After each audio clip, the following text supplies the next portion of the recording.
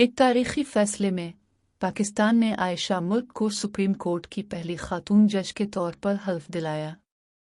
आयशा मुल्क को गुज़िश्ता जनवरी में 2 उंगलियों के कनवारी पिन के टेस्ट को ख़त्म करने के अपने तारीखी फैसले के लिए भी जाना जाता है, जो इससे कबल रैब के इम्तिहानात के दौरान जिनसी तशद्दुद और हमला का शिकार होने वालों पर किया जाता था।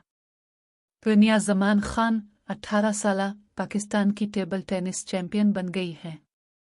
वॉबडा की मायानाज खिलाड़ी ने सनसनीखेज फाइनल में वॉबडा से ताल्लुक़ रखने वाली साबिक़ कौमी चैंपियन आसिया शर्जील को 4-3 से शिकस्त देकर टाइटल अपने नाम किया। ज़ारा नईमदार ने दिसंबर में association of chartered certified accountants के इम्तिहानात में बैन अल-अक़वामी सतह पर टॉप किया और टेस्ट के लिए आलमी इनाम याफ्ता थी।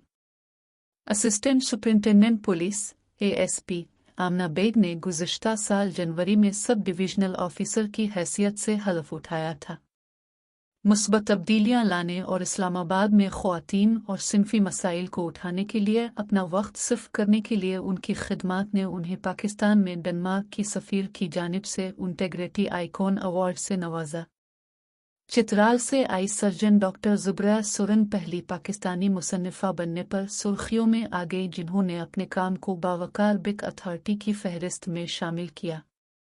इसकी किताब optics made easy the लेस्ट review of clinical optics के आखिरी लम्हात में नज़रसानी के आले के तौर पर ऑप्थल्मोलॉजी के तालिब इल्मों के लिए लिखी गई को हर वक्त की बेहतरीन ओप्थल्मोलॉजी कुतुब की फहरिस्त में शामिल किया गया था।